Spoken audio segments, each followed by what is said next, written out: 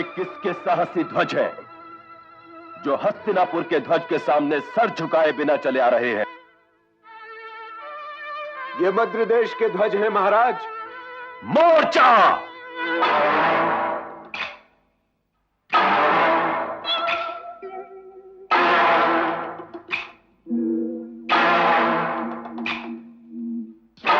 सारथी, रथ आगे लो। ये कैसा योद्धा है और किस तरह का युद्ध करने आ रहा है?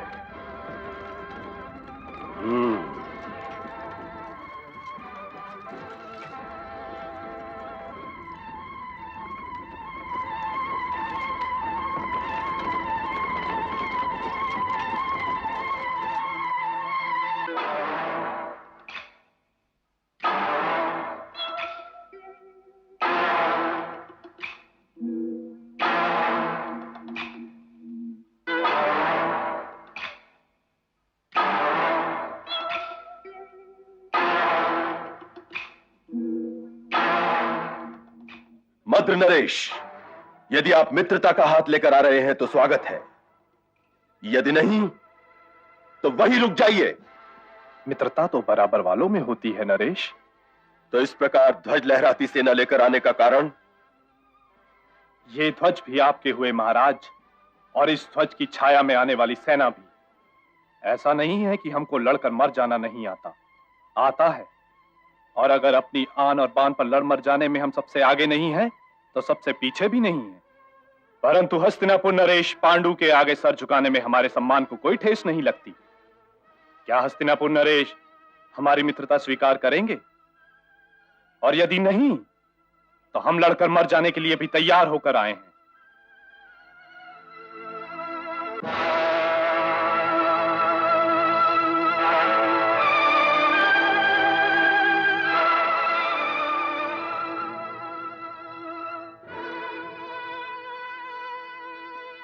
हमें मित्रता बहुत अच्छी लगती है मद्र नरेश। विश्व में मित्रता के हाथ से अधिक सुंदर तो कुछ है ही नहीं। वो मित्र कैसा जो मित्र का सर नंगा कर दे? ये मुकुट जहां है वहीं अच्छा लग रहा है।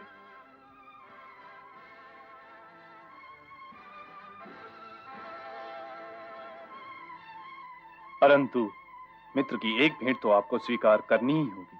हमने स्वीकार की, अनजाने ही। मित्रों के बीच में जाना क्या और अनजाना क्या? अमृत पिलाकर आप मुझे विष थोड़ी पिला देंगे।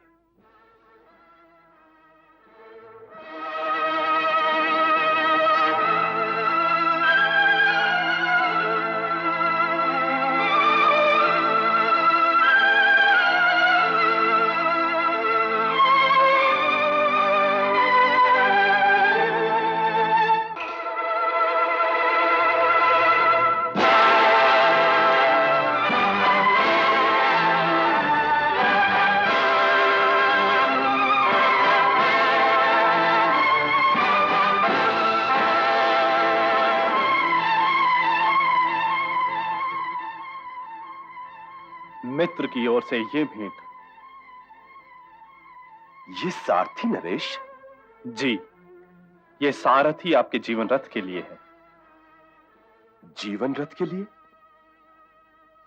यह मेरी बहन माद्री है महाराज, इसे स्वीकार कीजिए। आपने तो मुझे धर्म संकट में डाल दिया। धर्म संकट में? मैं कुछ समझा नहीं। क्रोधित न होइए नरेश। वो मनुष्य नेत्रहीन ही होगा जो राजकुमारी माद्री की सुंदरता से प्रभावित न हो। ये चंद्रमुखी तो इस चंद्रवंशी के हृदय में प्रकाश कर देगी, मेरे जीवन में इंद्रधनुष के सातों रंग खोल देगी। परंतु इसे स्वीकार करना या न करना तो महारानी कुंती का कार्य है। यदि उन्हें आपत्ति न हो तो राजकुमारी माद्री के लिए हस्तिनापुर और मेरे हृदय दोनों ही के द्वार खुले हुए हैं। मुझे महारानी की सेवा में ले चलिए महाराज, वो ही निर्णय ले लें। क्योंकि भाई महाराज, तो कन्यादान कर चुके। अब मैं जानूं और मेरा भाग्य।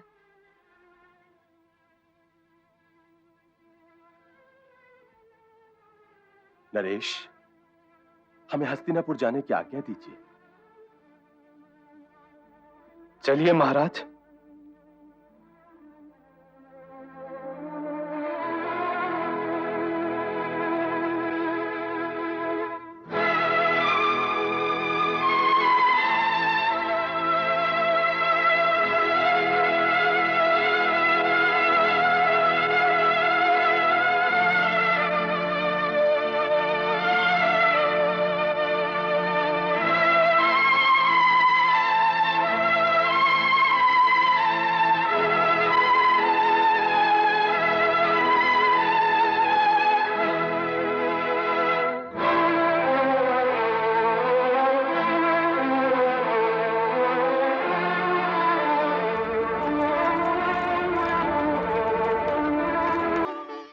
महाराज पांडु की, महाराज पांडु की, महाराज पांडु की, महाराज पांडु की, महाराज पांडु की, महाराज पांडु की, महाराज पांडु की, महाराज पांडु की, महाराज पांडु की। महाराज नगर की सीमा में प्रवेश कर चुके हैं महारानी। महाराज पांडु की, महाराज पांडु की, महाराज पांडु की, महाराज पांडु की। नगरवासी महाराज के रथ को आगे नहीं बढ़ने दे रहे महारानी। सब नाच रहे, फूलों की ऐसी वर्षा हो रही है जैसे सचमुच सावन बरस रहा हो। महाराज पांडु की, महाराज पांडु की। आगे आगे महाराज का रथ है, फिर जीते हुए सारे राजमुकुट हैं, फिर महाराज के चरणों में चढ़ाए गए हाथी, घोड़े, 1000 गौएं, हीरे, पन्ने, मोती, जवाहरात और फिर विजयी सेना।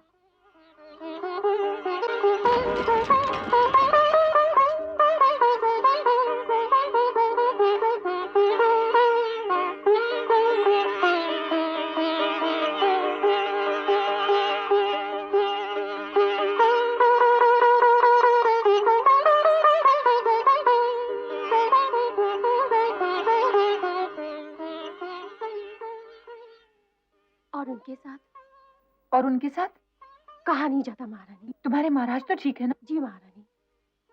महाराज ठीक हैं तो सब ठीक है। कहो। महाराज के साथ मध्य देश की राजकुमारी भी हैं। महाराज के साथ मध्य देश की राजकुमारी।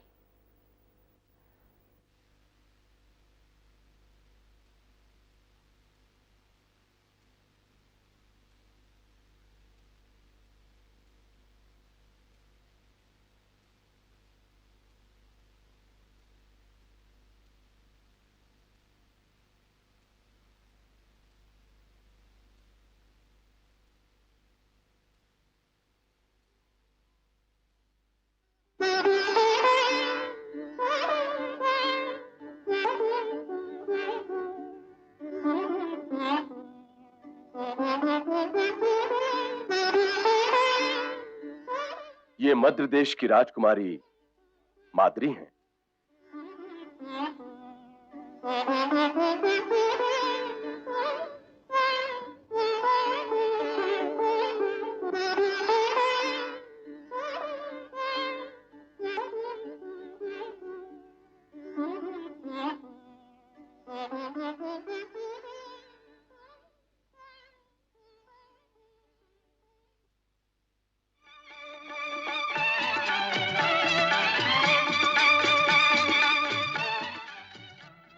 कुंती की ओर से छोटी बहन का स्वागत।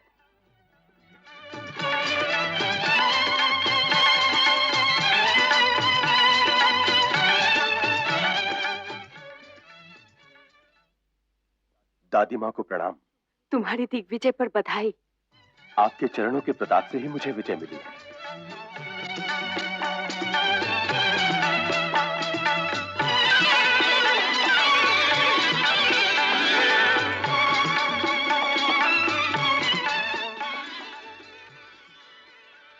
महारानी कुंती चरण छूने के लिए आने की आज्ञा चाहती हैं राजमाता। उन्हें आज्ञा की क्या आवश्यकता है?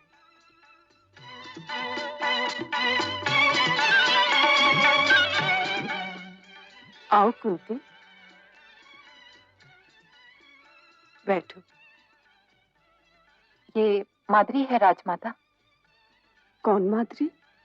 मध्य देश की राजकुमारी, आपकी बहू। अच्छा, पांडु, सौभाग्यवती भव। अंबालिका से आशीर्वाद लिया पुत्री? अब वहां ले जाऊंगी राजमाता। अरे राजमाता तो अब तेरी सासू हैं। सुना गांधारी, दासी कहती थी माद्री इतनी सुंदर है मानो पूनम का चांद हो। तेवर जी तो पारस है माता जी। उनके हाथ जो वस्तु आएगी उसकी भाग्य रेखा तो स्वर्ण रेखा बन ही जाएगी। हर्ष बस में सभी पारस है गंधारी। नहीं तो मेरी धृतराष्ट्र को तुम जैसी सन्मुक्ति कैसे मिलती? तुम जेठानी हो, दोनों देवरानियों को संभाल के रखना गांधारी। पर मैं ये पूछती हूँ माता जी कि पांडु क्या अपना सारा जीवन युद्ध भूमि में ही बिताएगा? भगवान ना करे। हस्तिनापुर की सीमा को जहां तक जाना था जा चुकी, अब आगे बढ़ने के लिए जगह ही नहीं है। अब तो उसे गृहस्थ जीवन आरंभ करना ही पड़ेगा। अब तो दो दो रानियां हो गई हैं, अब तो गृहस्थी करनी ही होगी। लो, वो दोनों आ गई। माद्री आप सबका आशीर्वाद लेने आई है। उठो गांधारी।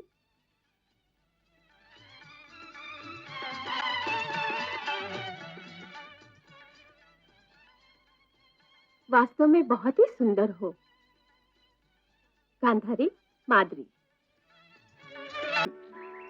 कितना सुंदर और कितना सुहावना दृश्य है। तुमसे अधिक नहीं।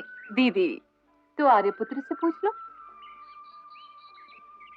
अपने इस विवेचन से तो मुझे अलग ही रखो तुम लोग। यहाँ राजनीति नहीं चलेगी आर्यपुत्र। इस प्रश्न का उत्तर तो देना ही पड़ेगा। तो पहले तुम दोनों मिलकर मेरे इस प्रश्न का उत्तर दो कि चंपा अधिक सुंदर है या चमेली? देखा दीदी, ये चक्रवर्ती महाराज हैं, हार थोड़े ही मानेंगे। चलो अश्वारोहण करें। चलिए चलो। और मैं आगे निकल गई तो? असंभव। दांव पर क्या लगाओगे? हार गई तो क्या दोगी? जो आप कहें। जीत गया तो बेटे लूंगा, वो भी 5। चलिए स्वीकार।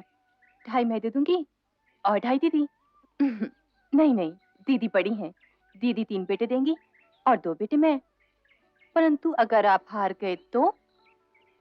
हार गया तो बेटे दूंगा, जीत गया तो बेटे लूंगा। देखा दीदी, जिद भी इन्हीं की और पट भी इन्हीं की, फिर भी जीतूंगी मैं ही। आइए चलें। नहीं, आप अश्वारोहण करें, मैं भोजन का प्रबंध करती हूँ। चलिए।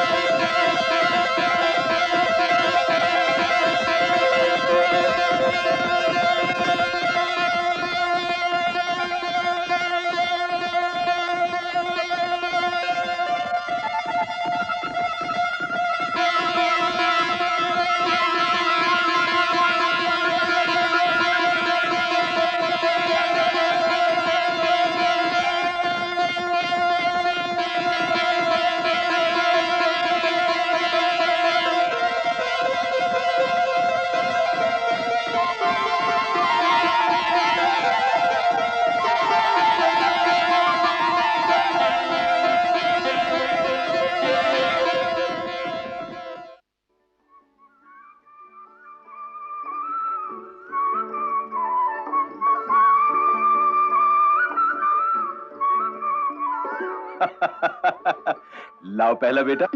अरे वाह, मैं क्यों दूं? दीदी बड़ी हैं, पहले वो देंगी। ऋषिकिंदम,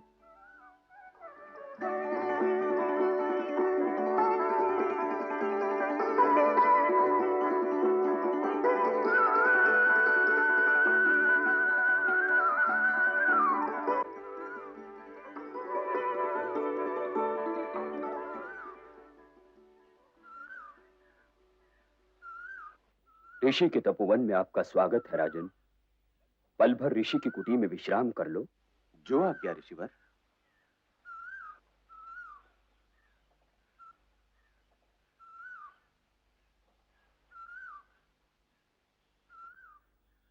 लीजिए राजन।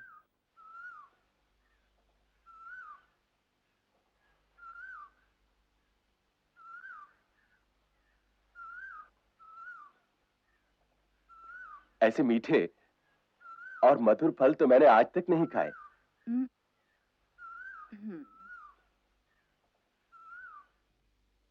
ये दीदी के लिए है। कल्याण हो।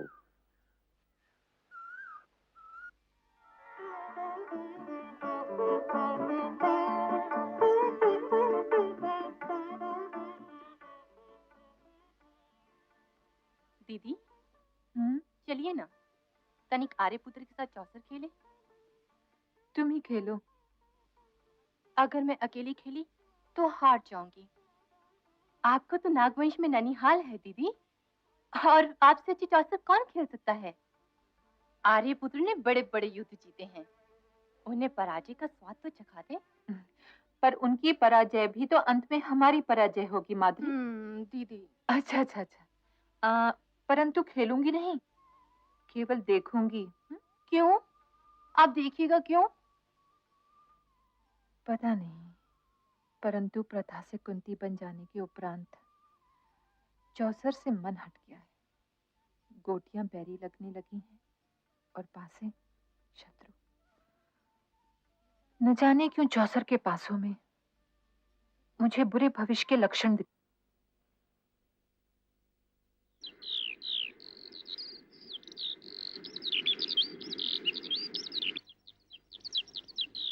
हस्तिनापुर से बुलावा आ जाने पर आर्यपुत्र का आनंद देखिए। यदि ये दादी माँ का आदेश ना होता तो आर्यपुत्र अवश्य रुक जाते माधुरी। जी को वश में करना सीखो, मन को मारना सीखो। मन कोई मृग थोड़ा है दीदी कि बाण चलाऊं और उसे मार लूं। ईश्वर ने जीवन तो जीने के लिए दिया है ना दीदी।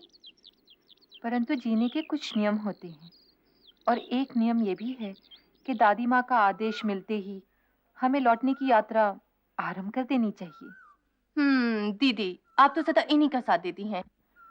हम दोनों ने तो इनका साथ देने के लिए ही जन्म लिया है माधुरी। ये बाग तो कहीं आसपास ही है। आर्यपुत्र, इसे मेरे लिए मार लाइए ना। परंतु उस बेचारे ने हमारा क्या बिगाड़ा है? दीदी,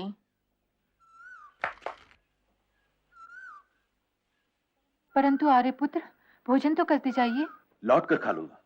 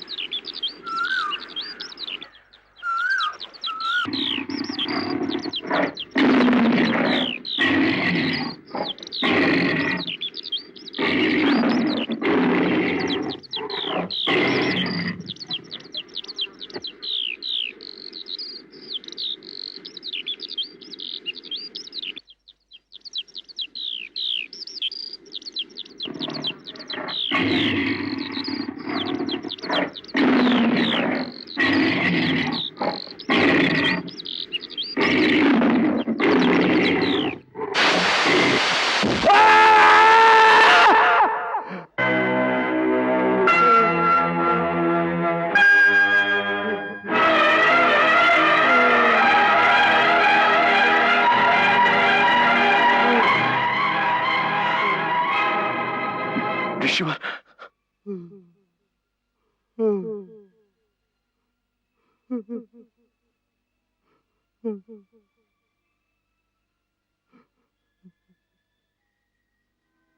मैंने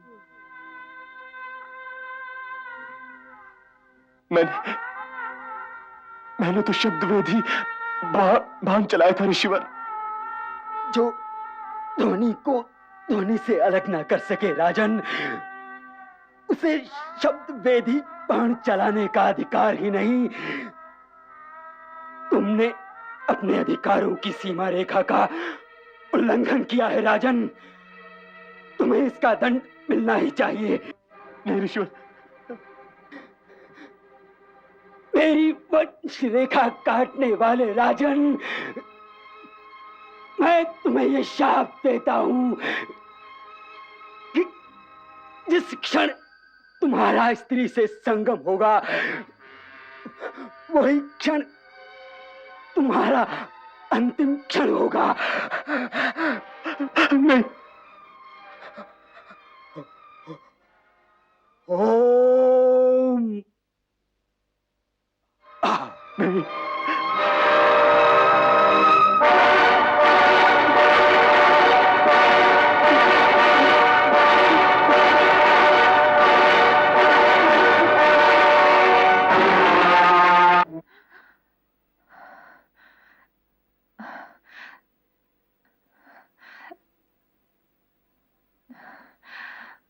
माद्री, ये सन्नाटा कैसा? अवश्य कोई अनर्थ हो गया है। और आर्यपुत्र भी अभी तक नहीं आए। दीदी,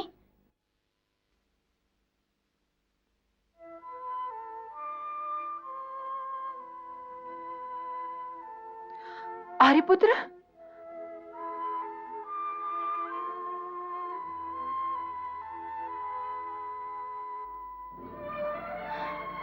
आर्यपुत्र, बड़ा अनर्थ हो गया। कैसा अनर्थ?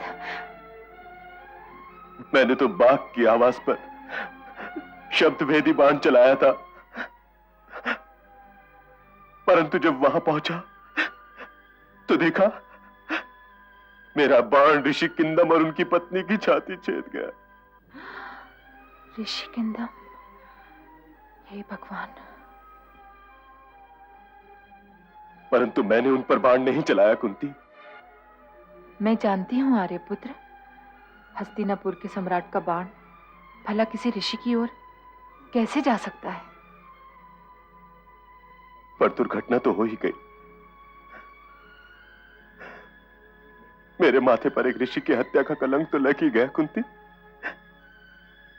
लग ही गया।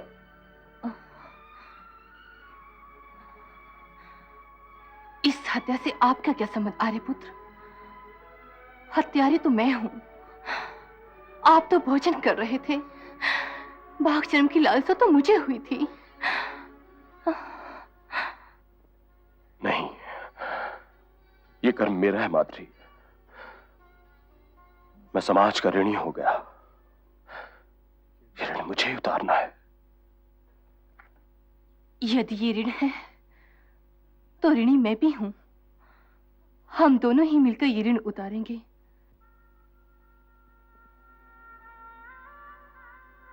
अर्थात मैं अकेली पड़ गई? मुझे तुमसे ये आशा न थी माद्री। मैंने तो तुम्हें अपने जीवन में बराबर का भागीदार बनाया था, और जब इस दुर्भाग्य में भागीदारी का समय आया तो तुम दोनों ने मुझे अलग कर दिया। ये बात नहीं दीदी।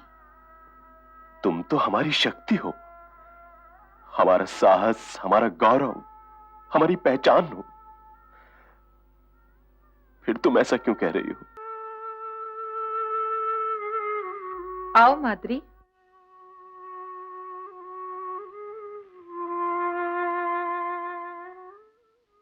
ये क्या?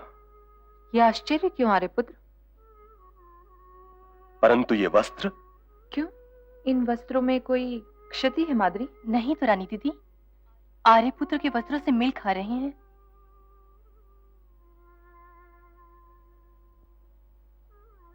वनवास में हास्यरस मत ढूंढो प्रथा। तुम बड़ी हो, माद्री को भी समझाओ। अब इसमें समझना क्या? और समझाना क्या आर्यपुत्र? समझना यह है कुंती कि ऋषि की हत्या मेरे हाथों हुई है, तो प्रायश्चित भी मुझे ही करना होगा। तुम राजमहल के सारे सुख साधन छोड़कर वन में मेरे साथ क्यों जाओ? जनक पुत्री सीता ने श्री राम से क्या कहा था आर्यपुत्र? हम आपकी अर्धांगिनियां हैं आर्यपुत्र। हमारे बिना ना तो आप कोई यज्ञ ही कर सकते हैं, ना ही कोई प्रायश्चित। क्या इस यथार्थ को आप नकार सकते हैं आर्यपुत्र? आर्यपुत्र, क्या हमने अग्नि देवता को साक्षी मानकर मंत्रों की छाया में ये प्रतिज्ञा नहीं की थी कि दुखों की साझीदार और सुखों में सहयोगी होंगे आर्यपुत्र? आर्यपुत्र, ये तो न ठहरी थी कि हमारा साथ केवल इस राजभवन की सीमाओं तक ही है।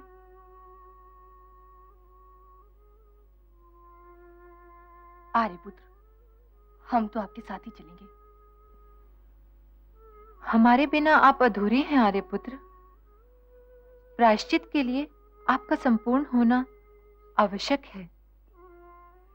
ना तो श्री राम का वनवास सीता के बिना पूरा हो सकता था, और ना ही आपका वनवास मेरे और माद्री के बिना।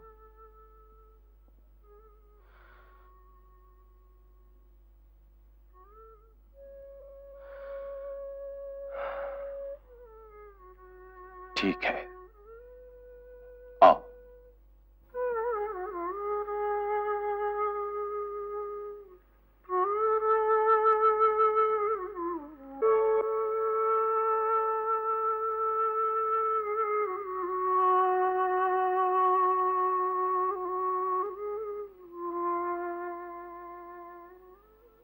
दादी मां,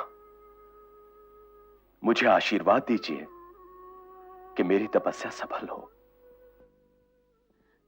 माता तो होती ही है आशीर्वाद देने के लिए, परंतु पुत्र, उसकी ममता का क्या होगा? यह तो उसकी ममता का ही वरदान है, जिसने मुझे न्याय करने के लिए प्रेरित किया। स्वयं तुम तो जा ही रहे हो,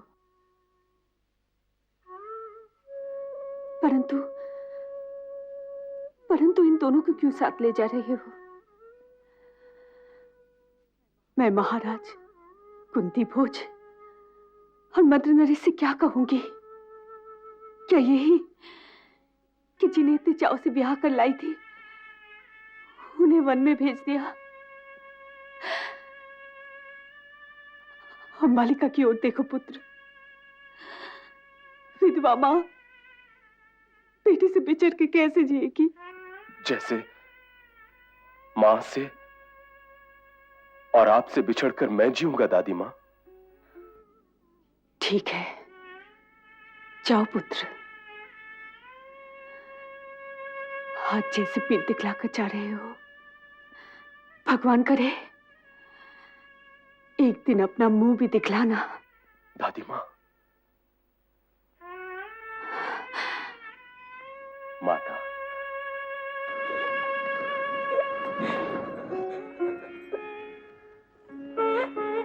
माते, माते, माते।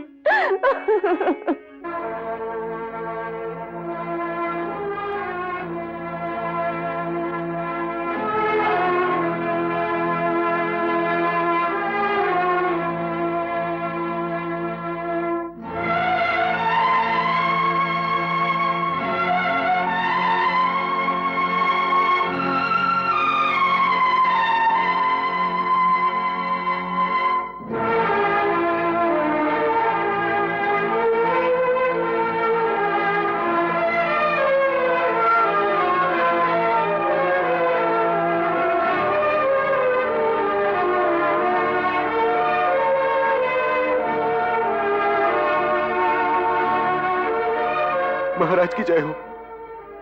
आप हमें छोड़कर मत जाइए महाराज, हम आपको जाने नहीं देंगे।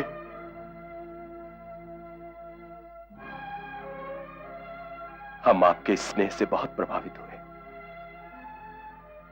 परंतु हमें जाना होगा।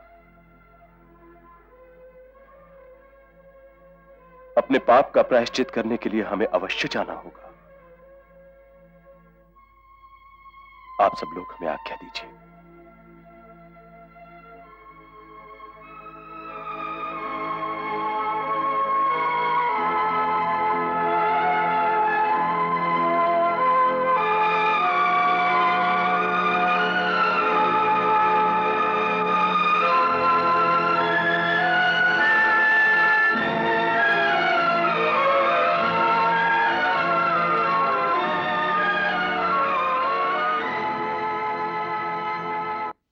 प्रणाम पितामह। आओ पांडु।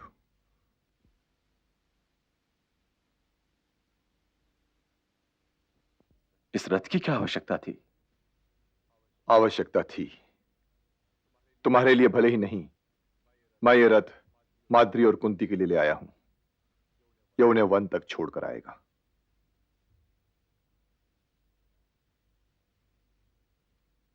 आयुष्मान भव।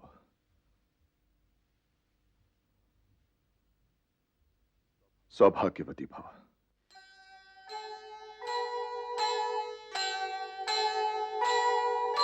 सुख दुख में समरस रहे, जीवन वही महान।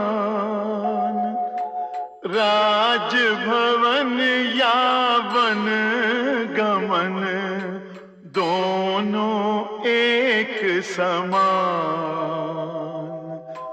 दोनों एक समान।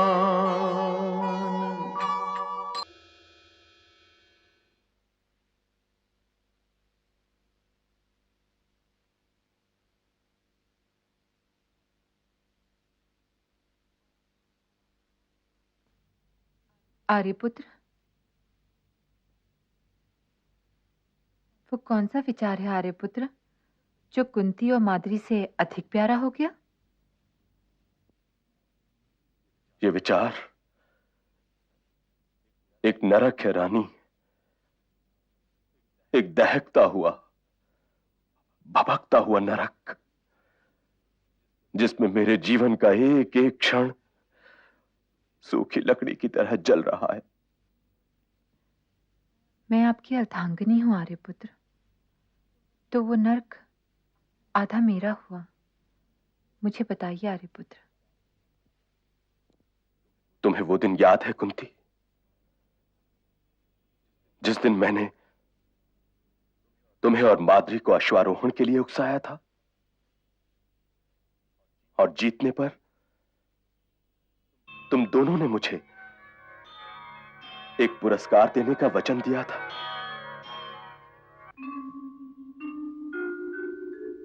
और मैं आगे निकल गई तो? असंभव। दांव पर क्या लगाओगे? हार गई तो क्या दोगी? जो आप कहें। जीत गया तो बेटे लूंगा, वो भी 5। चलिए स्वीकार। 2.5 मैं दे दूंगी और 2.5 दीदी। नहीं नहीं, दीदी बड़ी हैं, दीदी 3 बेटे देंगी और 2 बेटे मैं। परंतु अगर आप हार गए तो? हार गया तो बेटे दूंगा, जीत गया तो बेटे लूंगा। देखा दीदी, जिद भी इन्हीं की और पट भी इन्हीं की।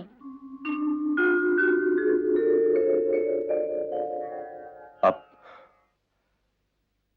तुम दोनों वो वचन पूरा नहीं कर सकती। क्यों आर्यपुत्र?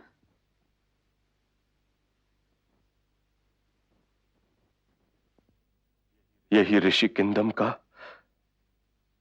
शाप है कुंती। शाप?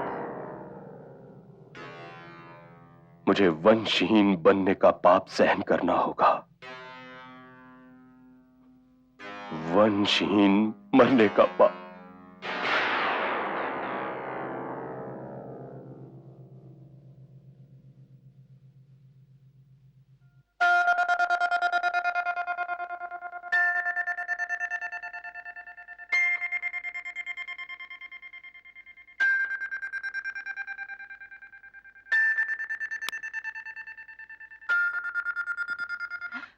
एक उपाय है आर्यपुत्र। उपाय? मेरी सेवा से प्रसन्न होकर ऋषि दुर्वासा ने मुझे एक मंत्र दिया था। जिस मंत्र से किसी भी देव का आह्वान किया जा सकता है, ये वशीकरण मंत्र है। तो उस मंत्र का उपयोग करो। यदि उस मंत्र में शक्ति है, वरदान देने वाले देव के वशीकरण की, तो आह्वान करो धर्मराज का, आह्वान करो।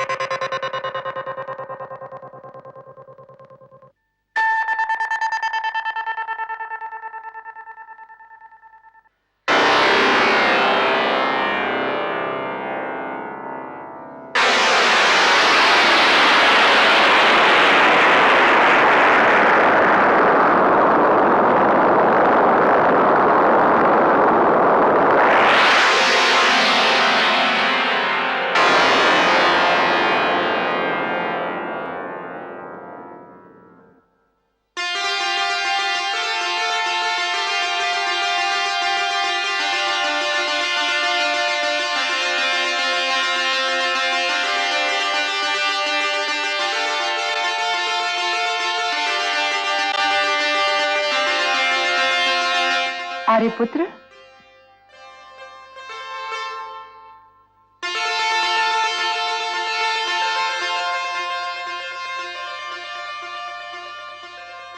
इस बालक में धर्म का अंश है। ये धर्मात्मा होगा, सत्यवादी होगा और युद्ध में स्थिर रहेगा। तो हे कुंती, इसका नाम युधिष्ठिर रखना। ताश्री, मेरा आशीर्वाद स्वीकार करो महाराज।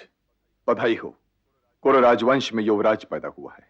अर्थात पांडु के यहां पुत्र पैदा हुआ है, युधिष्ठिर नाम रखा है।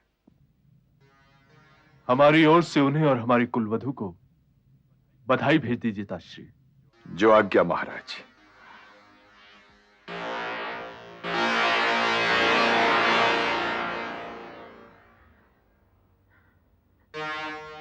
आशा तो मेरी पहले बधी थी।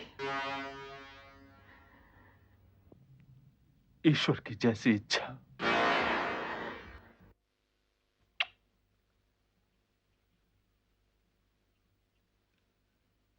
अब पवन देवता का स्मरण करो।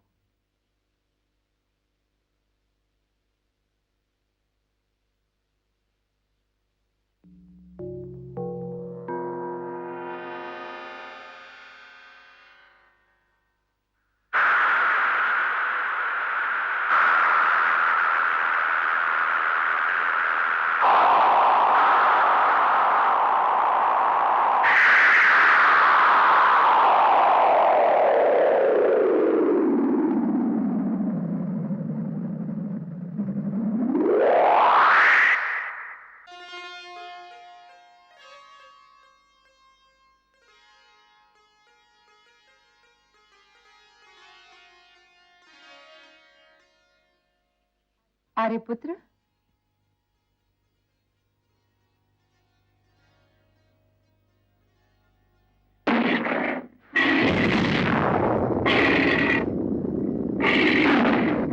इसी पत्थर की भांति कल इसके सामने आते ही बड़े बड़े सूरमाओं का बल टूट जाएगा और इसके भय से रणभूमि कांपेगी।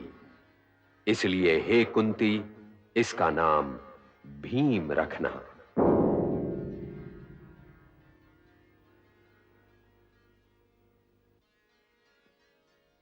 इसने तो शिला को तोड़ दिया, बड़ा बलशाली होगा। इसका नाम होगा भीम, शत्रुओं के लिए ध्वंस। महाभारत।